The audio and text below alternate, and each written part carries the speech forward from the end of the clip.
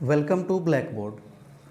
आज हम आपके साथ इकोसिस्टम के कुछ इम्पॉर्टेंट एमसीक्यूज़ को डिस्कस करेंगे और आई एम श्योर इस एमसीक्यू सीरीज़ को पूरा करने के बाद आप क्लास 12th के बोर्ड एग्जामिनेशन के अलावा वेरियस कम्पिटिटिव एग्जामिनेशन में पूछे जाने वाले इस प्रकार के क्वेश्चन को आसानी से सॉल्व कर लेंगे, क्योंकि इसमें एमसीक्यू के साथ साथ जो उसके ऑप्शंस होंगे उनके भी एक्सप्लेनेशन को हम आपके साथ डिस्कस करेंगे। अगर आप हमारे इस YouTube चैनल पे आने वाले किसी भी प्रकार के वीडियोस का PDF डाउनलोड करना चाहते हैं तो सिंपली हमारे इस टेलीग्राम चैनल को ज्वाइन करिए, वहाँ से आपको PDF फ्री में मिल जाएगा। चलिए शुरू करते हैं। पहला क्वेश्चन है, कह रहा है निम्नलिखित में कौन सा एक पारितंत्र शब्द का सर्वोत्कृष्ट वर्णन है। सीधा सीधा क्वेश्चन है कि पारितंत्र का सबसे अच्छा व्याख्या कौन सा ऑप्शन करता है। जी हाँ, ये क्वेश्चन यूपीएससी 2015 में पूछा गया, 2015 में पूछा गया है। चलिए ऑप्शन को देखते हैं। पहला कहता है एक दूसरे से अन्योन्य क्रिया करने वाले जीवों का समूह। ध्यान रखेंगे ऑप्शन ध्यान से, जीवों का समूह मतलब इसमें सिर्फ जीव की बात करी जा रही है। ये ऑप्शन हो गया गलत। कैसे? क्योंकि पारितंत्र में जीव के साथ साथ पर्यावरण भी शामिल होता है। दूसरा ऑप्शन है पृथ्वी का वह भाग जो सजीव जीवों द्वारा आवासित है। इसका मतलब ये हुआ कि जहाँ सजीव नहीं है वो नहीं होगा, तो यह भी ऑप्शन क्या हो गया? गलत हो गया। तीसरा ऑप्शन है जीवों का समुदाय और साथ ही वह पर्यावरण जिसमें वो रहते हैं। एकदम सही आंसर है, क्योंकि पारिस्थितिकी का मतलब यही तो होता है कि जीव तथा उसके आसपास का पर्यावरण, ये दोनों मिलकर क्या बनाते हैं? पारितंत्र बनाते हैं। इसलिए एक का आंसर हो जाएगा सी। चलिए दूसरा क्वेश्चन देखते हैं। दूसरा क्वेश्चन कह रहा है कि पारिस्थितिकी तंत्र के संदर्भ में निम्नलिखित कथनों पर विचार कीजिए। पहला स्टेटमेंट है पारिस्थितिकी तंत्र में ऊर्जा का प्रवाह एक दैसिक होता है। एकदम सही बात है, इसमें कहीं से दो राय नहीं है। दूसरा, बढ़ते पोषक स्तर के साथ ऊर्जा के क्षय की दर में कमी आती है। ये गलत है, क्योंकि जैसे जैसे पोषण स्तर बढ़ते चला जाएगा, जीव जैसे जैसे बड़े होते चले जाएंगे, वहाँ ऊर्जा क्षय की दर वैसे बढ़ती चली जाती है। इसलिए दो गलत है और एक सही है। ऑप्शन देखते हैं, यहाँ देख रहे हैं केवल एक। कौन सा सही है? तो केवल एक सही है। तीसरा क्वेश्चन देखते हैं। तीसरा है निम्नलिखित कथनों में कौन सा असत्य है। क्वेश्चन ध्यान से, असत्य है। ठीक है, चलिए शुरू करते हैं इस चीज़ को। पहला स्टेटमेंट है आहार श्रृंखला बड़ी और आहार जाल छोटा और जटिल होता है। असत्य चुनना है, तो ये असत्य है। ठीक है, क्योंकि आहार श्रृंखला छोटा होता है जबकि आहार जाल बड़ा होता है। ठीक, तो पहला असत्य हो गया। दूसरा, निम्न अक्षांशों से उच्च अक्षांशों की ओर जाने पर जैव विविधता में वृद्धि होती है। ये गलत है, क्योंकि जैसे जैसे उच्च अक्षांश की ओर जाएंगे जैव विविधता में कमी आएगी। कैसे? तो देखते हैं। ये हो गई अर्थ, है ना, ये हो गया 0 डिग्री, जिसको आप लोग विषुवत रेखा कहते हैं। उच्च अक्षांश मतलब कि इससे ऊपर की ओर जा रहे हैं और यहाँ से नीचे की ओर जा रहे हैं, यही उच्च अक्षांश हुआ ना। लेकिन आपको पता है कि जैसे जैसे ऊपर की ओर जाएंगे वैसे वैसे ठंड बढ़ते जाएगा, पेड़ पौधों की कमी होते जाएगी, तो वहाँ जैव विविधता भी क्या हो जाएगा? कम होते जाएगा। मतलब दोनों के दोनों स्टेटमेंट जो है वो असत्य है और आपको असत्य ही चुनना है। तो इसका आंसर क्या हो जाएगा? सी। एक और दो दोनों, क्योंकि दोनों गलत हैं। 4 नंबर क्वेश्चन है निम्नलिखित कथनों पर विचार करिए। कह रहा है पारिस्थितिकी कर्मता की विविधता जितनी अधिक होगी पारिस्थितिकी तंत्र उतना ही अधिक स्थिर होगा। ठीक है। अगला है जिस पारिस्थितिकी तंत्र में ऊर्जा प्रवाह ज़्यादा और आहार श्रृंखला बड़ी होगी वह पारिस्थितिकी तंत्र उतना ही अधिक स्थिर होगा। दोनों बात सही है, क्योंकि जितना ज़्यादा विविधता होगा पारिस्थितिकी तंत्र उतना ही ज़्यादा स्थिर होगा, और ऊर्जा का प्रवाह जितनी बड़ी श्रृंखला में होगी वो उतना ही स्थिर होगा। जितनी छोटी श्रृंखला है वो उसकी स्थिरता उतनी कम हो जाती है। इसलिए इसका राइट आंसर क्या होगा? 1 और 2 दोनों, मतलब ऑप्शन बी, 1 और 2 दोनों। चलिए 5 नंबर क्वेश्चन देखते हैं। 5 नंबर क्वेश्चन कह रहा है कि निम्नलिखित कथनों पर विचार करिए। पहला है उष्णकटिबंधीय विषुवत वनों में जैव विविधता सर्वाधिक होती है। ठीक, एकदम सही बात है, इसमें कहीं से कोई दो राय नहीं है। जो उष्णकटिबंधीय विषुवत वन है जो 0 डिग्री अक्षांश के आसपास में पाए जाते हैं वहाँ अधिक बारिश होती है, तापमान अधिक होता है, तो वहाँ पेड़ पौधे भी बड़े होते हैं, घने जंगल होते हैं, तो वहाँ जैव विविधता भी सर्वाधिक होती है। दूसरा है उष्णकटिबंधीय वर्षा वन के क्षेत्र कृषि की दृष्टि से उपयोगी है। ये गलत है, क्योंकि वर्षा वन का जो क्षेत्र होता है वहाँ इतना ज़्यादा वर्षा हो जाता है कि मिट्टी की ऊपरी परत पूरी तरीके से वहाँ से खिसक जाती है। इस वजह से कृषि के लिए उस जगह को ज़्यादा उपयोगी नहीं माना जाता है। तो सिर्फ पहला स्टेटमेंट सही है, तो 5 का राइट आंसर क्या हो जाएगा? ए, केवल 1। छठा देखते हैं। अगला क्वेश्चन है, भारत रामसर अभिसमय का एक पक्षकार है। क्वेश्चन है, भारत रामसर अभिसमय का एक पक्षकार है। उसने बहुत से क्षेत्रों को रामसर स्थल घोषित किया है। निम्नलिखित में से कौन सा कथन इस अभिसमय के संदर्भ में सर्वोत्तम रूप से बताता है कि इन स्थलों का अनुरक्षण कैसे किया जाना चाहिए? इसके ऑप्शन को पढ़ने के पहले थोड़ा रामसर कन्वेंशन या रामसर अभिसमय के बारे में हम लोग जान लेते हैं। ध्यान रखिएगा, रामसर एक जगह का नाम है, ठीक है। रामसर एक जगह है जो कैस्पियन सागर के तट पे है और किस देश में है? तो ईरान में है। कन्फ्यूज नहीं होना है कि भारत में है। रामसर किस जगह है? ईरान में है। वहाँ 1971 में एक सम्मेलन हुआ था। किस लिए हुआ था? तो आर्द्रभूमि संरक्षण को लेके सम्मेलन किया गया था कि आर्द्रभूमि को कैसे संरक्षित किया जाए। तो रामसर अभिसमय का सम्मेलन कब हुआ? 1971 में। लेकिन रामसर अभिसमय लागू कब किया गया विश्व में? तो 1975 में लागू किया गया था। अच्छा, क्वेश्चन पूछ देता है कि भारत इसका हिस्सा कब बना? तो भारत इसका हिस्सा बना 1982 में। अभी कितने पार्टीज है इसमें? तो टोटल 170 पार्टीज रामसर अभिसमय में अभी तक शामिल हो चुकी है। और इससे जुड़ा एक और क्वेश्चन पूछता है कि विश्व आर्द्रभूमि दिवस कब मनाया जाता है? तो याद रखिएगा, 2 फरवरी को विश्व आर्द्रभूमि दिवस मनाया जाता है, ठीक है। एक क्वेश्चन कि रामसर अभिसमय की ज़रूरत क्यों पड़ी? तो देखिएगा, जो तालाब होती है या जो दूसरी आर्द्रभूमि होती है वहाँ मानवीय हस्तक्षेप लगातार बढ़ रहा है, ठीक है।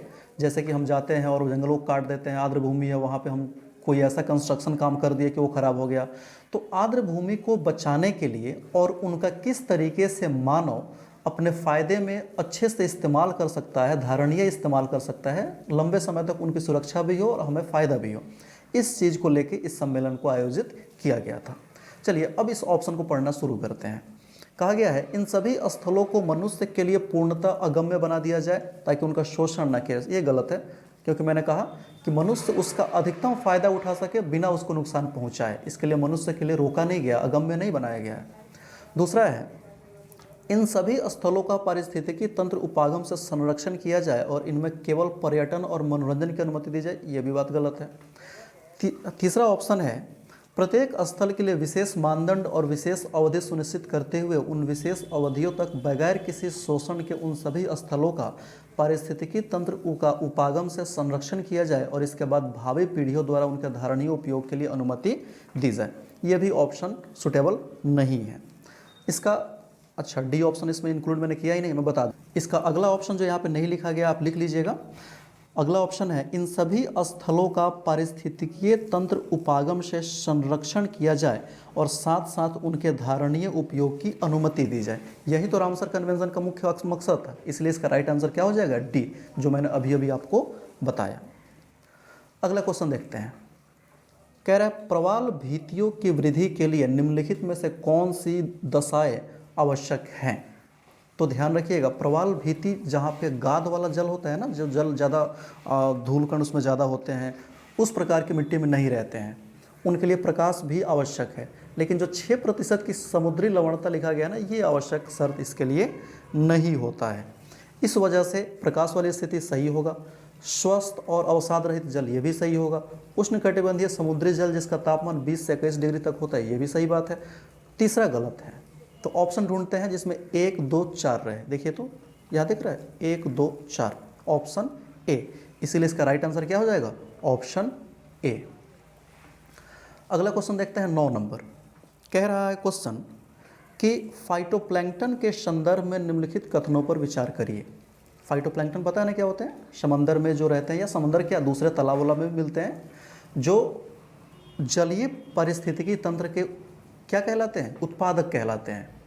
अब ऑप्शन पढ़ते हैं। पहला ऑप्शन है, फाइटोप्लैंक्टन पृथ्वी की अधिकांश ऑक्सीजन का निर्माण करता है। एकदम सही बात है, फाइटोप्लैंक्टन से ही पृथ्वी का अधिकतम ऑक्सीजन बनता है। दूसरा है, ये पोषण के सबसे निचले स्तर का प्रतिनिधित्व करते हैं। एकदम सही बात है, क्योंकि जब कोई खाद्य श्रृंखला शुरू होती है तो सबसे निचला स्तर मतलब क्या, उत्पादक, तो फाइटोप्लैंक्टन उत्पादक ही तो होते हैं, इसलिए दोनों स्टेटमेंट सही है। तो 9 का आंसर क्या हो जाएगा, ऑप्शन सी। 10 नंबर क्वेश्चन हम लोग देखते हैं। 10 क्वेश्चन कह रहा है कि निम्नलिखित कथनों पर विचार करें। विश्व की सर्वाधिक प्रवाल भीतियाँ उष्णकटिबंधीय सागर के जलों में मिलती है। एकदम सही बात है, जहाँ पे उष्णकटिबंधीय सागर है, थोड़ा सा जल के तापमान 20 से 21 का डिग्री के आसपास में है, वहाँ प्रवाल भीति मिलती है। दूसरा स्टेटमेंट है, विश्व की 1/3 से अधिक प्रवाल भीतियाँ ऑस्ट्रेलिया, इंडोनेशिया और फिलीपींस के राज्य क्षेत्र में स्थित है। एकदम सही है, क्योंकि ये जो जगह है ना, ये तीनों देश जो लिखा गया है, कौन कौन, ऑस्ट्रेलिया, इंडोनेशिया और फिलीपींस, इनके आसपास का जो जगह, सागरीय जल की लवणता, तापमान, ये सारी चीज़ें इनको सूट करती है, जिसकी वजह से ज़्यादातर जो 1/3 लगभग जो कोरल रिफ्स है, प्रवाल भित्ति है, वो वहीं पे मिलती है।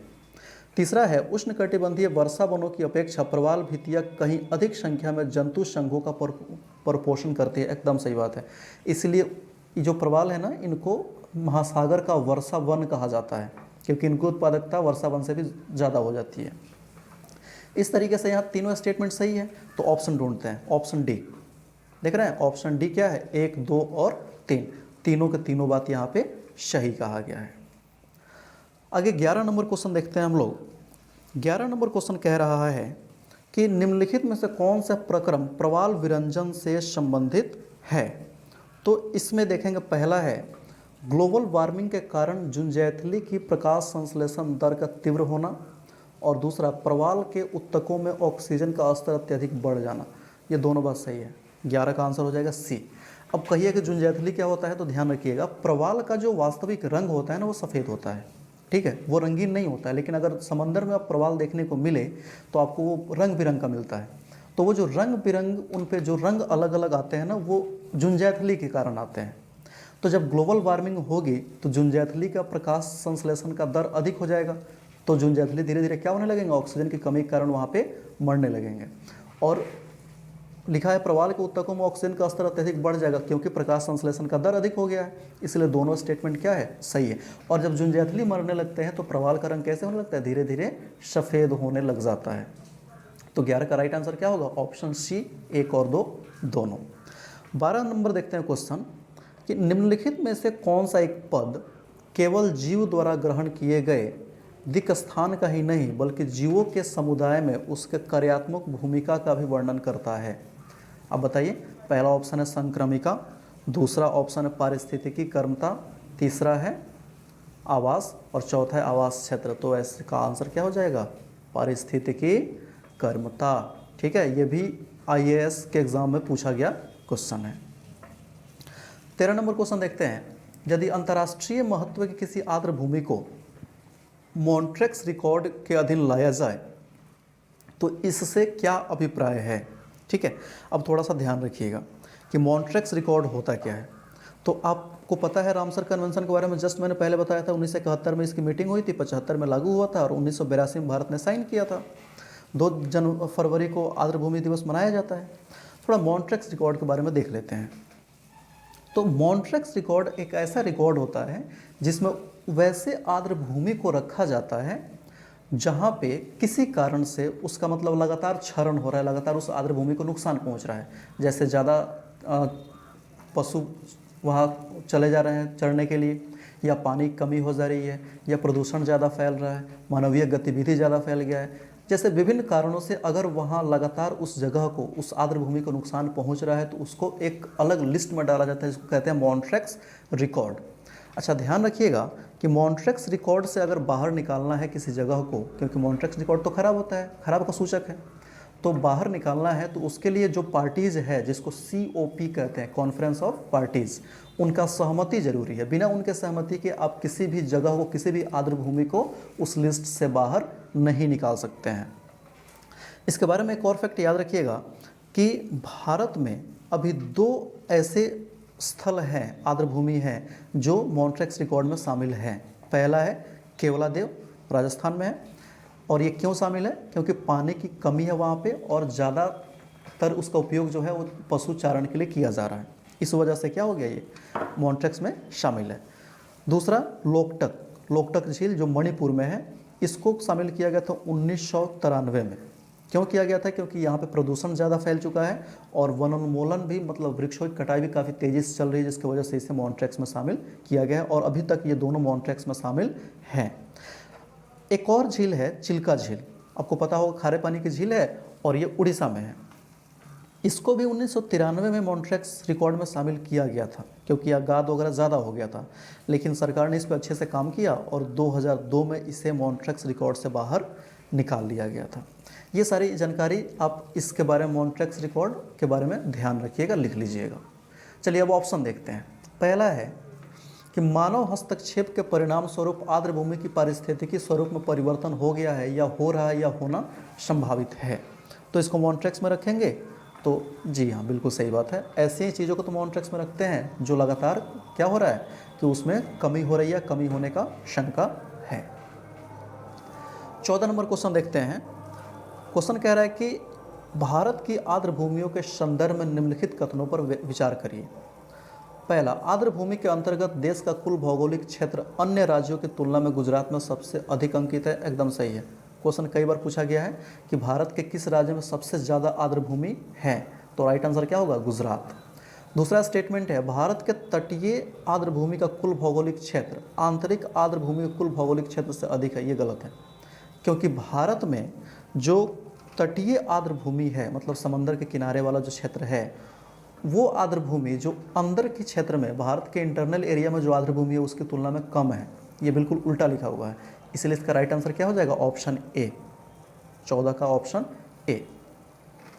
अगला है 15 नंबर कि इसमें मिलान करना है। ठीक है, कि मिलान नहीं करना, कह रहा है कि कौन सा युग सुमेलित है, तो हरि के व्यास और सतलज के बीच में, ये बिल्कुल सही है, पहला यहाँ पे सही है।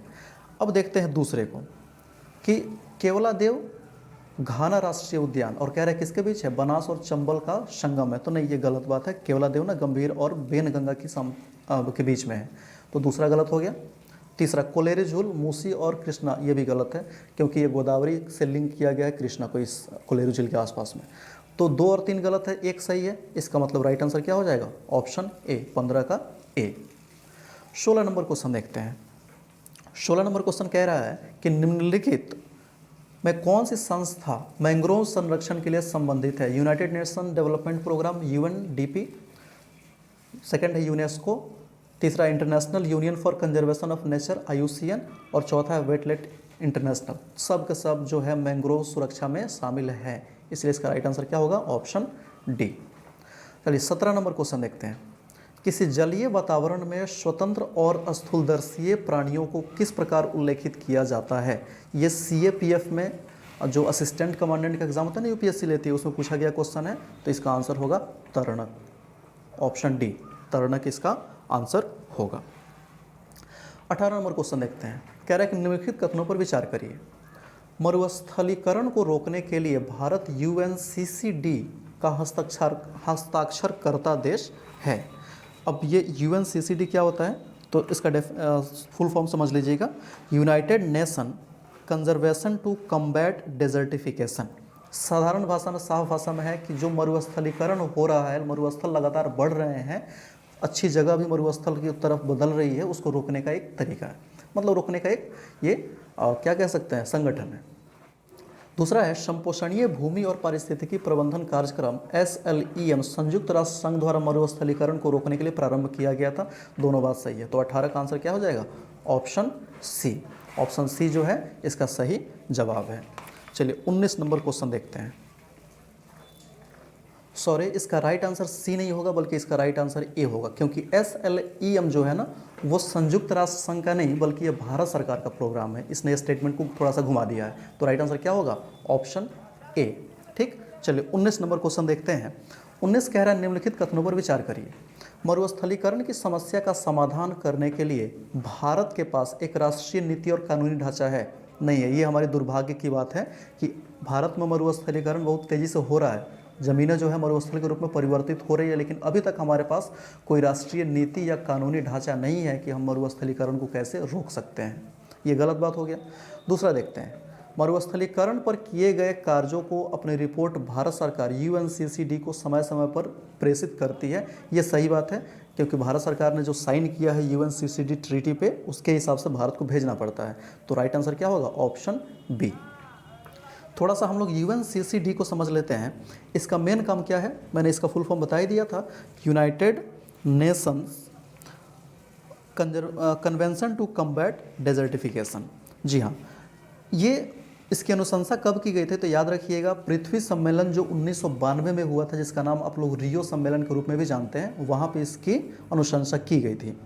और इस चीज़ को UNSC को स्वीकृत किया गया था 1994 में। और ये कब अस्तित्व में आ गया? तो 1996 में आ गया। इसमें टोटल 194 देश शामिल हैं। भारत ने भी इस पे साइन किया हुआ है। और ये जो समझौता है ये कानूनी रूप से बाध्यकारी है। ये एग्जाम में पूछा जाता है कि बाध्यकारी है कि नहीं, ये बाइंडिंग है या नॉन बाइंडिंग है, तो ये कानूनी रूप से बाध्यकारी है।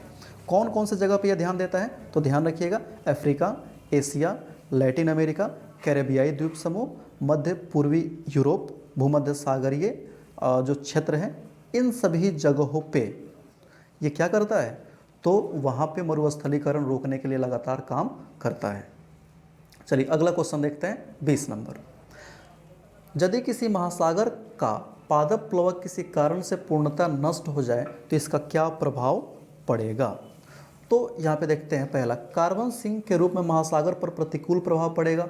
तो जी हाँ, बिल्कुल सही है, क्योंकि पादप प्लवक रहेगा नहीं तो CO2 सोखेगा कौन? तो ये सही बात है। दूसरा जो इसका ऑप्शन है, महासागर की खाद्य श्रृंखला पर प्रतिकूल प्रभाव पड़ेगा। तो इसका आंसर क्या होगा? बिल्कुल सही बात है, क्योंकि अगर पादप प्लवक रहेंगे नहीं, फाइटोप्लैंक्टन रहेंगे नहीं, तो खाद्य श्रृंखला तो खराब होगा ना जी। तीसरा है, महासागर का जल घनत्व प्रबल उस पर घट जाएगा। ऐसा नहीं है, जल घनत्व का उनसे प्रभाव नहीं पड़ेगा। इसलिए 1 और 2 सही है। तो इसका आंसर क्या होगा? ऑप्शन ए, 20 का आंसर हो जाएगा ए। ठीक है, चलिए अगला क्वेश्चन देखते हैं। 21 नंबर क्वेश्चन है, भारत के समुद्री जल में हानिकारक शैवाल प्रस्फुटन में हो रही वृद्धि पर चिंता व्यक्त की गई है। इस समृद्धि के क्या तत्व हो सकते हैं? साधारण क्वेश्चन भाषा में अगर बताएं क्वेश्चन को, तो ये शैवाल प्रस्फुटन क्यों हो रहा है? शैवाल प्रस्फुटन समझते हैं ना, मतलब अचानक से कम समय में शैवाल की संख्या काफ़ी तेज़ी से बढ़ने लग जाती है। तो इसका कारण क्या है? पहला है, ज्वारनदमुख से पोषकों का प्रवाह। सही बात है, पोषक तत्व ज़्यादा होंगे तो शैवाल की संख्या लगातार बढ़ेगी। मानसून में भूमि से जल प्रवाह, ये भी सही है, क्योंकि भूमि से जल प्रवाह होगा ज़्यादा तो वहाँ गाद वगैरह जाएगा, वहाँ पोषक तत्व ज़्यादा जाएंगे तो शैवाल क्या होंगे? बढ़ना शुरू होंगे। तीसरा है, समुद्रों में उत्प्रवाह। ठीक बात है, अपवेलिंग जब समुद्र में होती है तो वहाँ भी जो फाइटोप्लैंक्टन्स वगैरह होते हैं, पोषक होते हैं, वो ऊपर की तरफ चले जाते हैं, जिससे शैवाल क्या होने लग जाते हैं? बढ़ने लग जाते हैं। तो तीनों स्टेटमेंट अगर सही है तो इसका राइट आंसर क्या होगा? Option D. 22 नंबर क्वेश्चन देखते हैं, निम्नलिखित में से कौन सा एक पारिस्थितिकी तंत्र के संदर्भ में सही नहीं है? इसमें बताना है ध्यान से, सही नहीं है। ये सब क्वेश्चन ना बड़ी दिक्कत करता है, कई बार हम सही आंसर टिक करने लग जाते हैं। सही नहीं है, पहला है, पारिस्थितिकी तंत्र किसी निश्चित स्थान समय इकाई के समस्त जीवों तथा भौतिक पर्यावरण का प्रतिनिधित्व करता है। ये सही है। हमको ढूंढना क्या था? सही नहीं है, गलत ढूंढना है। यह एक क्रियाशील इकाई है, यह भी बात सही है। इसकी अपनी उत्पादकता होती है, यह भी सही है, मतलब साफ है, आंसर क्या हो जाएगा? डी। यह एक बंद तंत्र होता है, इसका राइट आंसर होगा ऑप्शन डी। यह एक बंद तंत्र होता है, ये गलत बात इसके बारे में कहा गया है। 23 नंबर क्वेश्चन है, क्वेश्चन कह रहा है कि एक मनुष्य के जीवन को पूर्ण रूप से धारणीय करने के लिए आवश्यक न्यूनतम भूमि को क्या कहते हैं? तो इसका आंसर हो जाएगा पारिस्थितिकीय पदक्षेप। जितनी मिनिमम आवश्यकता होती है उसको क्या बोलते हैं? पारिस्थितिकीय पदक्षेप। ये भी UPPCS 2012 में पूछा गया क्वेश्चन है, ध्यान से समझेंगे।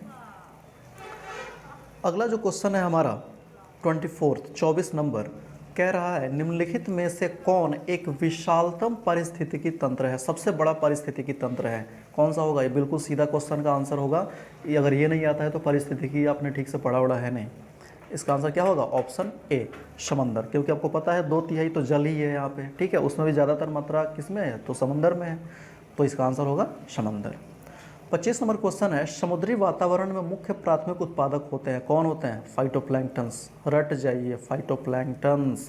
कि समुद्री परितंत्र हो, चाहे जलीय परितंत्र किसी भी प्रकार का हो, तालाब हो, पोखरा उखरा, जो भी आप लेना चाहते हैं ले सकते हैं, जलीय होना चाहिए। वहाँ जो प्राथमिक उत्पादक होते हैं कौन होते हैं? फाइटोप्लैंक्टन्स होते हैं।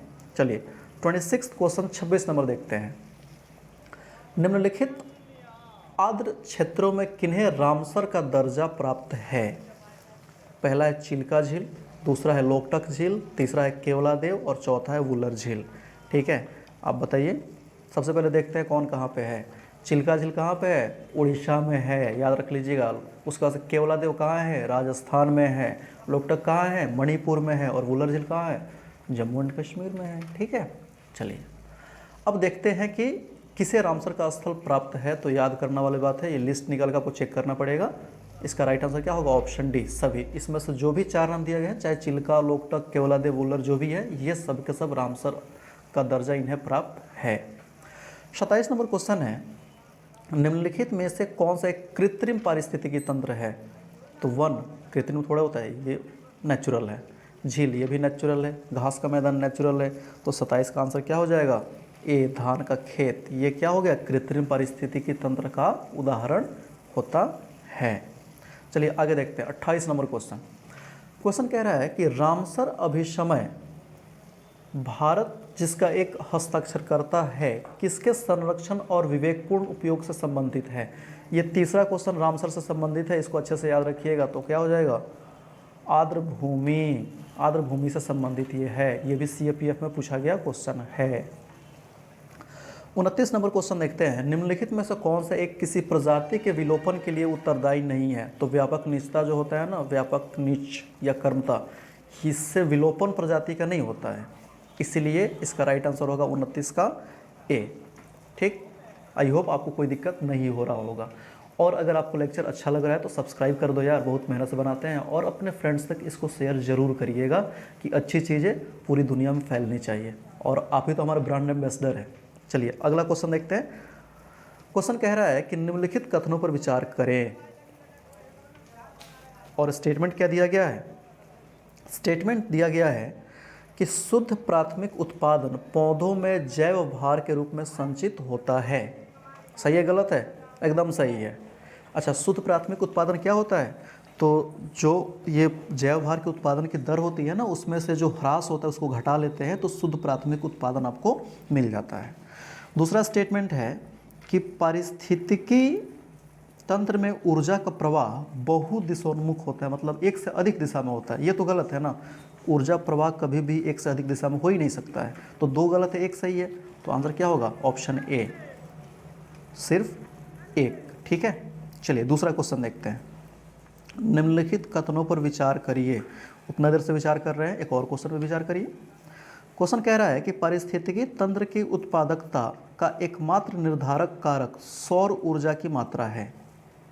दूसरा है उष्णकटिबंधीय वर्षावन, दलदली क्षेत्र और एस्चुरी सर्वाधिक शुद्ध प्राथमिक उत्पादकता वाले क्षेत्र हैं। ये तो एकदम सही है। सबसे ज़्यादा उत्पादकता किन में होती है? तो चाहे दलदली क्षेत्र हो, चाहे एस्चुरी हो, चाहे उष्णकटिबंधीय वर्षावन हो, यहाँ पे उत्पादकता कंपेरेटिवली मैंग्रोव्स वगैरह होता है, यहाँ ज़्यादा पाया जाता है। ठीक है, लेकिन पारिस्थितिकी तंत्र में जो उत्पादकता होता है वो सिर्फ सौर ऊर्जा पर निर्धारित नहीं होता है, बाकी चीज़ें भी प्रभावित करती है। मतलब 1 गलत है और 2 सही है। तो ऐसा ऑप्शन कौन सा है? Option B. ठीक, चलिए तीसरा क्वेश्चन देखते हैं।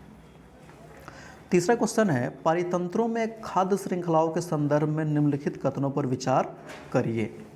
अब इसमें देखेंगे ध्यान से, पहला ऑप्शन जो है कह रहा है स्टेटमेंट, खाद्य श्रृंखला उस क्रम का निदर्शन करती है जिसमें जीवों की एक श्रृंखला एक दूसरे के आहार द्वारा पोषित होता है।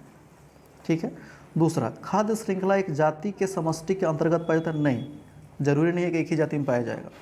दूसरा, अगला स्टेटमेंट है, खाद्य श्रृंखला उस प्रत्येक जीव की संख्याओं का जो दूसरे द्वारा खाई जाती है निदर्शन करते हैं? नहीं, क्योंकि अगर ऐसा होता तो उत्पादक घास वो किसको खाते हैं जी? वो तो किसी को नहीं खाते हैं। तो दूसरा तीसरा दोनों गलत है। सही कौन सा है? पहला, तो ऑप्शन ए। 3 का आंसर क्या हो जाएगा? Option A. चौथा देखते हैं, निम्नलिखित कथनों पर विचार कीजिए। चलिए फिर से इस पर विचार करेंगे हम लोग। कह रहा है कि जब किसी प्रदूषक का सांद्रण खाद्य श्रृंखला के प्रथम जीव में बढ़ जाता है तो उसे जैव संचय कहते हैं। अगर जैव संचय का आपको परिभाषा याद हो तो आप पाएंगे कि सीधे सीधे परिभाषा लिखा है, जब किसी प्रदूषक का सांद्रण खाद्य श्रृंखला के प्रथम जीव में बढ़ जाता है तो इसे क्या कहते हैं, जैव संचयन कहते हैं। अगला है, जैव संचयन की प्रक्रिया में संदूषक के अंतर्ग्रहण, संग्रहण और निष्कासन का दर सब एक समान होता है। ये गलत है, पहला सिर्फ इसमें सही है, तो इसका राइट आंसर क्या होगा, ऑप्शन ए। ध्यान रखिएगा कि जब कोई प्रदूषक जो खत्म नहीं होने वाला होता है खाद्य श्रृंखला में प्रवेश करता है एक स्तर पे, तो वो जैसे जैसे उससे दूसरे स्तर पे चले जाता है वैसे वैसे उसका सांद्रण बढ़ते चला जाता है, बराबर नहीं रहता है, इसलिए दूसरा गलत था, पहला सही था। 5वां क्वेश्चन अब देखते हैं। 5 नंबर क्वेश्चन कह रहा है कि किसी एक आहार फसल पर क्लोरोनकृत हाइड्रोकार्बन पीड़कनाशी का छिड़काव किया गया है। ठीक है, कोई एक खाने की फसल है उस पर इसको छिड़क दिया गया है, क्या, तो क्लोरोनकृत हाइड्रोकार्बन। आगे कह रहा है कि आहार श्रृंखला का क्रम है, जो श्रृंखला बताया गया है, फसल को खाएगा मूषक मतलब चूहा, फिर चूहे को खाएगा सर्प और सर्प को कौन खाएगा, बाज। इस आहार श्रृंखला में पीड़कनाशी की अधिकतम सांद्रता निम्नलिखित में से किसमें संचित होगा। तो ध्यान रखिएगा कि जब खाद्य श्रृंखला में ऐसे संदूषक पहुंच जाते हैं ना, तो उनकी जो सांद्रता है वो सबसे ज़्यादा किसमें होती है, तो खाद्य श्रृंखला में जो सबसे दूर होता है उनमें होती है, याद रहेगा। अब खाद्य श्रृंखला देखिए क्या है, फसल, मूषक, सर्प और बाज। सबसे दूर कौन है, बाज है। इसका मतलब है कि भले इसको सबसे पहले कहाँ छिड़का गया था, फसल में, लेकिन सबसे अधिक सांद्रता किस में होगा, तो बाज में होगा, क्योंकि वो सबसे ज़्यादा दूर है। ये भी IAS में पूछा गया क्वेश्चन है, इसका आंसर क्या होगा, ऑप्शन डी, बाज। 6वां क्वेश्चन अब हम लोग देखते हैं। 6वां क्वेश्चन कह रहा है कि पहला स्टेटमेंट है, विचार कीजिए इस पे भी, संख्या का पिरामिड उल्टा और सीधा दोनों प्रकार का हो सकता है, एकदम सही बात है। दूसरा, बड़े वृक्षों में हमें जैव संख्या का सीधा पिरामिड दिखाई देता है, ये गलत बात है, तो सिर्फ एक सही है, तो ऑप्शन क्या, ऑप्शन ए। 7 नंबर क्वेश्चन हम लोग देखते हैं। कह रहा है कि पारितंत्रों की घटती उत्पादकता के क्रम में उनका निम्नलिखित में से कौन सा अनुक्रम सही है। घटती उत्पादकता मतलब सबसे पहले वाले की उत्पादकता सबसे ज़्यादा होनी चाहिए। तो देखिए आपको पता है ना, महासागर की उत्पादकता तो वैसे ही कम होती है, तो ये पहला और चौथा ऑप्शन तो ऐसे ही गायब हो गए। मैंग्रोव्स की उत्पादकता ज़्यादा होती है, लेकिन मैंग्रोव्स के बाद से क्या, महासागर की घास, तो घास आते हैं, और सबसे कम किस में, महासागर में। तो इसका राइट आंसर क्या होगा, ऑप्शन सी। अच्छे से याद है ना, NCERT में सीधे सीधे ऐसी लाइन 12th में लिखा गया है कि महासागर सबसे ज़्यादा है, मतलब क्षेत्रफल के हिसाब से अगर देखा जाए सबसे बड़ा पारितंत्र भी महासागर है, लेकिन उत्पादकता के मामले में इसकी उत्पादन क्षमता काफ़ी कम होती है। ठीक है, इसलिए सबसे लास्ट में रखा गया। इसका आंसर क्या होगा, ऑप्शन सी। 8 नंबर क्वेश्चन देखते हैं। कह रहा है कि पारितंत्र उत्पादकता के संदर्भ में समुद्री उत्प्रवाह अपवेलिंग क्षेत्र महत्वपूर्ण है, क्योंकि ये निम्नांकित माध्यमों से समुद्री उत्पादकता बढ़ा देते हैं। अपवेलिंग मतलब ऊपर उठना, ठीक है। अब इसमें देखिएगा, पहला कह रहा है स्टेटमेंट कि अपघटक सूक्ष्म जीवों को सतह पर लाकर, ठीक है, थोड़ा सा देखते हैं। ये सही नहीं है, क्योंकि अपघटक सूक्ष्म जीव अगर सतह पर किसी कारण से आ भी जाएंगे तो उत्पादकता थोड़े बढ़ेगी, तो ये हो गया गलत। दूसरा, पोषक को सतह पे लाकर, पोषक अगर सतह पे आएंगे तो पक्का उत्पादकता बढ़ेगी, दो तो होगा ही होगा। अधस्थली जीवों को सतह पर लाकर ये भी नहीं होगा, तो क्या सिर्फ बी सही है, ऑप्शन बी इसका राइट आंसर होगा। चलिए 9 नंबर क्वेश्चन देखते हैं। निम्नलिखित में से कौन सा एक जैविक अनुक्रमण की प्रवस्थाओं का सही क्रम है। ये सीधे सीधे आपको याद होना चाहिए कि जब भी ऐसा जैविक अनुक्रमण होता है, मतलब कि जहाँ कुछ भी नहीं था, बिल्कुल नग्न अवस्था था, नग्नीकरण था, वहाँ पे जाके कोई जीव रहने लग जाता है, तो उसका एक सही सीक्वेंस होता है। और वो सीक्वेंस क्या होता है, तो आपको पता है कि वो शुरू किससे होता है, नग्नीकरण से होता है। तो चारों ऑप्शन में कौन है ऐसा, पहला वाला है नग्नीकरण, इसलिए इसका राइट आंसर क्या होगा, ऑप्शन ए। पहले नग्नीकरण होगा, फिर प्रवास, फिर स्थापन, फिर प्रतिक्रिया और फिर स्थिरीकरण। ये प्रोसेस होता है जैविक अनुक्रमण का टोटल। ठीक, चलिए 10 नंबर क्वेश्चन को हम लोग देखते हैं।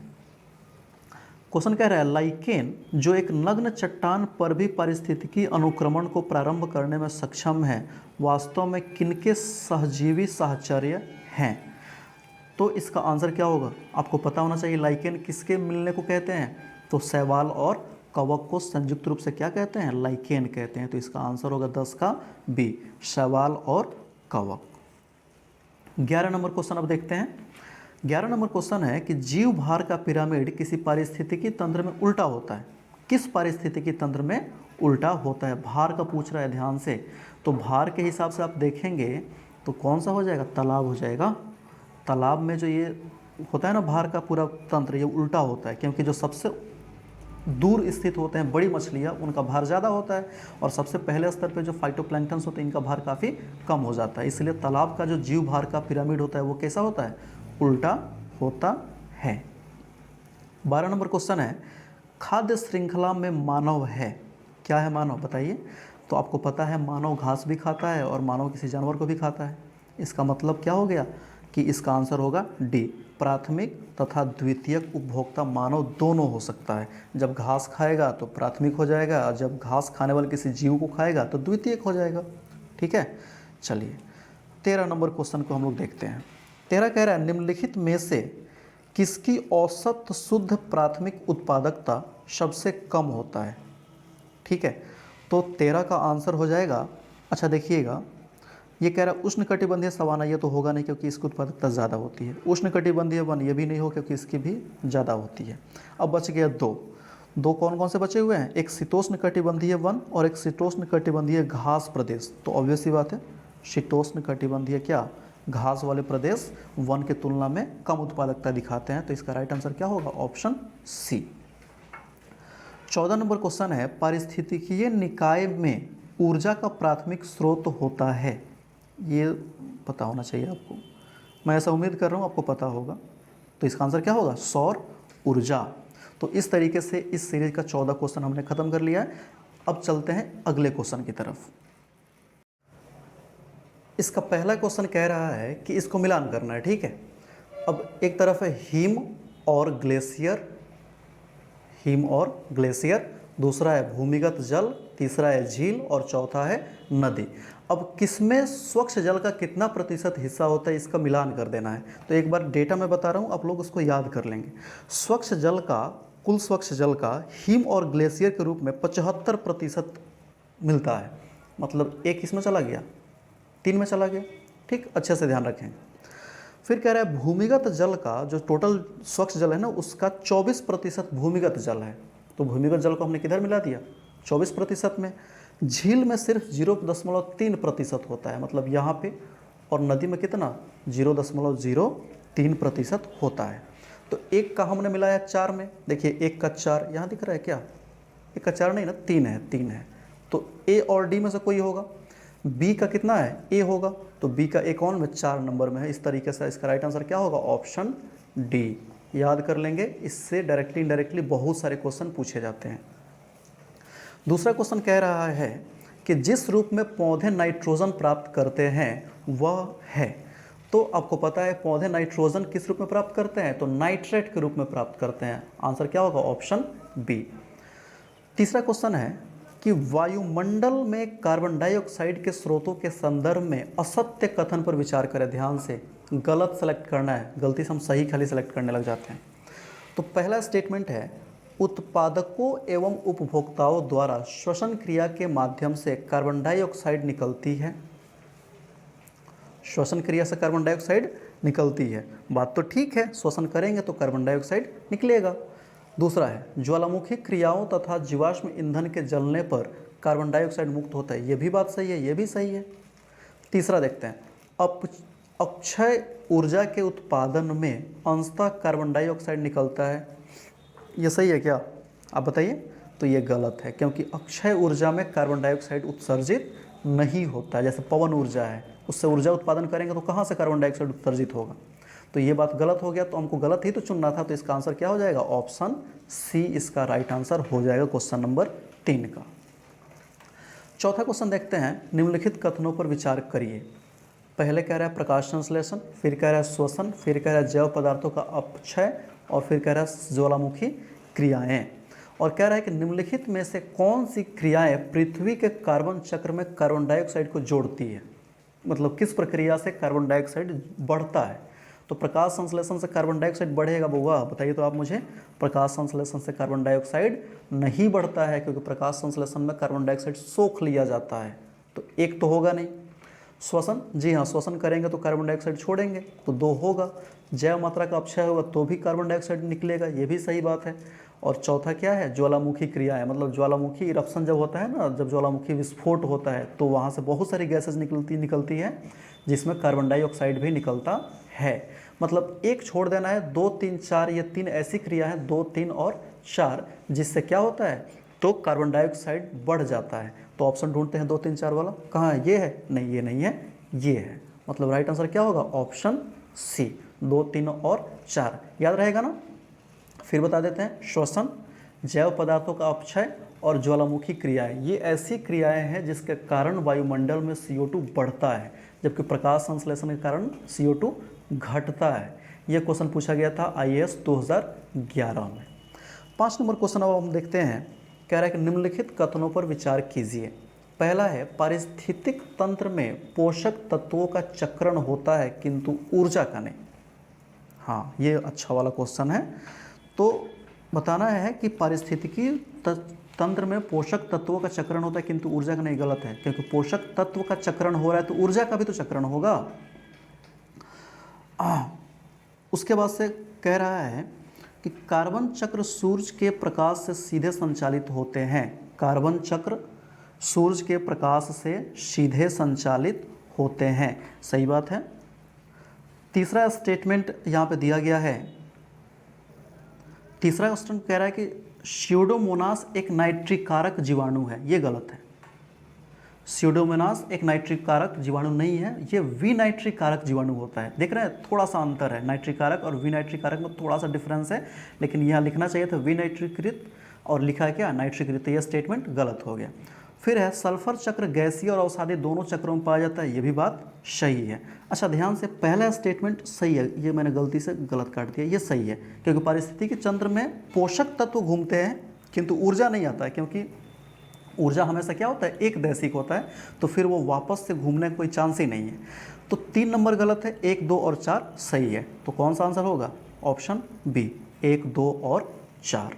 ठीक है, चलिए छठा क्वेश्चन हम लोग देखते हैं। क्वेश्चन कह रहा है कि निम्नलिखित में से कौन सा पृथ्वी के कार्बन चक्र में कार्बन डाइऑक्साइड की मात्रा को नहीं बढ़ाता है? कार्बन डाइऑक्साइड की मात्रा को नहीं बढ़ाता है। तो मैंने अभी तो बताया था कि प्रकाश संश्लेषण कार्बन डाइऑक्साइड की मात्रा बढ़ाता नहीं है, ये उल्टा क्या कर देता है? घटा देता है। ठीक है, चलिए 7वां क्वेश्चन देखते हैं।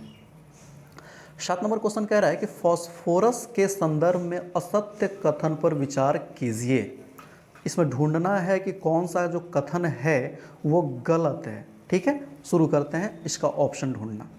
पहला, फास्फोरस अनेक प्राणियों के कवच, अस्थि और दांत के बनाने में सहायक होता है, ये सही है, हमको गलत ढूंढना था। दूसरा, प्राकृतिक चट्टानों फास्फोरस किसी रूप में भी नहीं पाया जाता, ये गलत है। मिल तो गया हमको गलत, इसी को पकड़ना था, हमने ढूंढ लिया, क्योंकि प्राकृतिक चट्टानों में फास्फोरस की मात्रा पाई जाती है। ठीक है, चलिए 8वां क्वेश्चन देखते हैं। निम्नलिखित कथनों पर विचार कीजिए। क्या कथन है?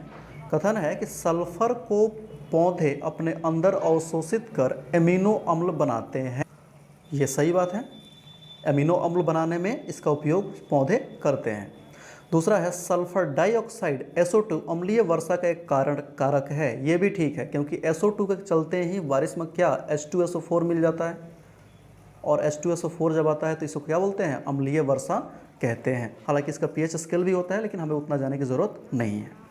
तीसरा है, बेजियाटोवा की कुछ प्रजाति अपचयन द्वारा हाइड्रोजन सल्फाइड से सल्फर को तत्व के रूप में बदलती है, ये है गलत।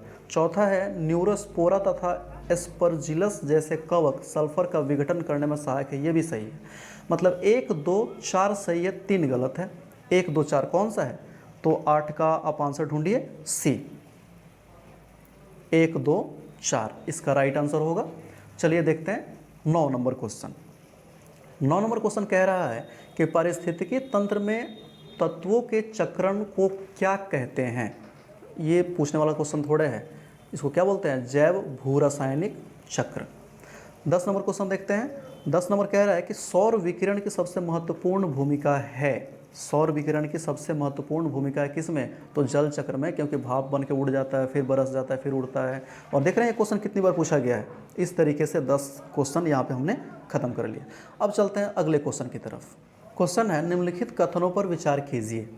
पहला है, प्रकाश अनुकूलित पौधे उच्च तापमान में भी प्रकाश संश्लेषण करने की क्षमता रखते हैं। ये सही है कि गलत है? एकदम सही है। प्रकाश अनुकूलित है, इसका मतलब उच्च तापमान में भी आराम से प्रकाश संश्लेषण कर सकते हैं।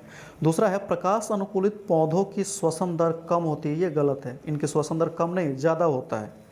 तीसरा, छाया अनुकूलित पौधों में सामान्यतः प्रकाश संश्लेषण, श्वसन और उपापचयी क्रियाओं की दर कम होती है। ये सही है। तो 3 सही है और 1 सही है। तो ऑप्शन कौन सा? ऑप्शन बी, 1 और 3। चलिए दूसरा क्वेश्चन देखते हैं। दूसरा क्वेश्चन कह रहा है कि जो पौधे स्वयं को शुष्क स्थितियों के अनुकूल बना लेते हैं एवं जिनकी लघु जीवन अवधि होती है, क्या कहलाते हैं? तो इनको कहते हैं इफीमेरल। याद कर लेंगे, इनको क्या बोलते हैं? इफीमेरल। तीसरा क्वेश्चन देखते हैं। मरुस्थल क्षेत्रों में जल ह्रास को रोकने के लिए निम्नलिखित में से कौन सा पूर्ण रूपांतरण होता है?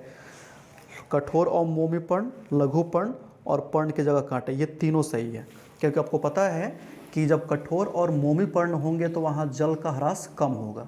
जब पत्ते कम होंगे तो वाष्पीकरण का दर घटेगा, तो पानी बचेगा।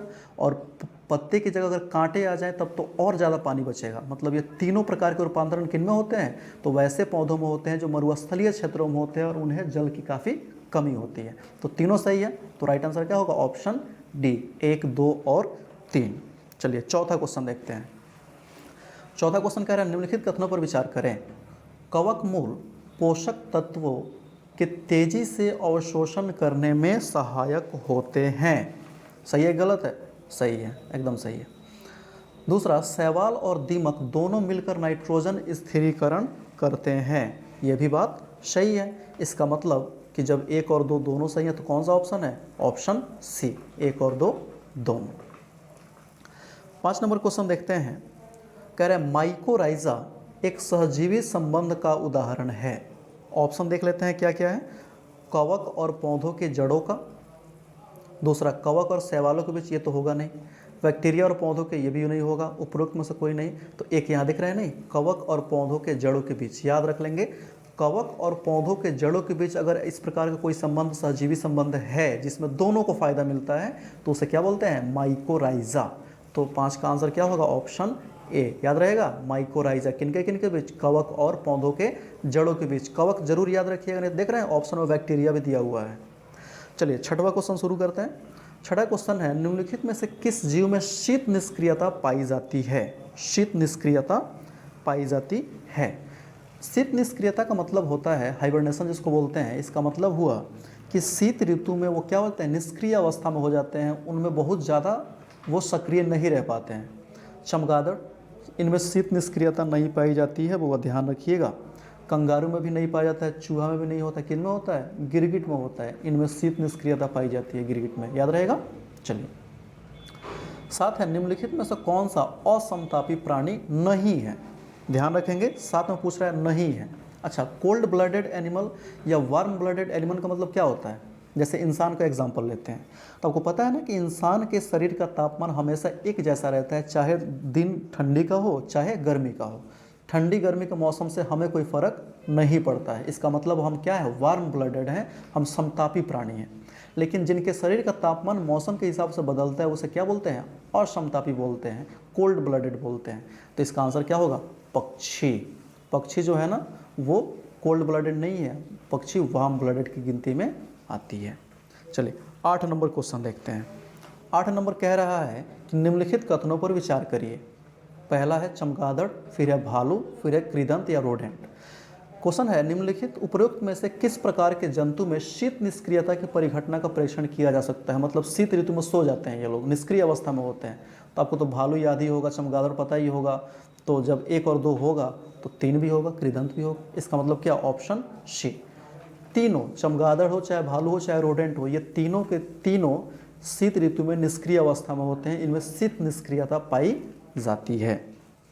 चलिए 9 नंबर क्वेश्चन देखते हैं।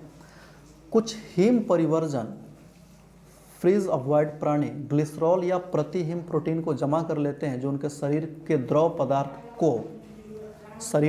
पदार्थ को हिमांक से नीचे ले आते हैं, हिमांक से ऊपर ले जाते हैं, कोई प्रभाव नहीं डालता, इनमें से कोई नहीं। तो इसका आंसर क्या हो जाएगा? हिमांक से नीचे ले आते हैं, क्योंकि अगर हिमांक से ऊपर ले जाएंगे मतलब पहले ही जम जाएगा। तो क्या करते हैं? हिमांक से नीचे लेके चले जाते हैं, उनके शरीर के द्रव के हिमांक को नीचे की ओर लेकर जाते हैं। 9 का आंसर ए हो जाएगा। 10 नंबर क्वेश्चन है कि निम्नलिखित में से कौन सा जीव ग्रीष्म निष्क्रियता नहीं दिखाता है? तो इसका आंसर क्या होगा? चमगादड़, क्योंकि चमगादड़ में अभी तो देख रहे हैं, इसके पहले देख रहे हैं, इसमें चमगादड़ क्या था? शीत निष्क्रियता था। तो इधर ग्रीष्म कैसे हो जाएगा? तो इसका आंसर क्या हो जाएगा? 10 का आंसर हो जाएगा डी, क्योंकि चमगादड़ में ग्रीष्म निष्क्रियता नहीं पाया जाता है। ओ, खत्म हो गया। चलिए, आई होप आपको ये सीरीज काफ़ी फ़ायदेमंद लगा होगा। एक मास्टर वीडियो और मैं लेके आऊँगा जिसमें बाकी बचे हुए सभी सेक्शन के MCQs हम एक साथ डिस्कस कर लेंगे। आई होप आपको ये काफ़ी पसंद आया होगा। Thank you for watching.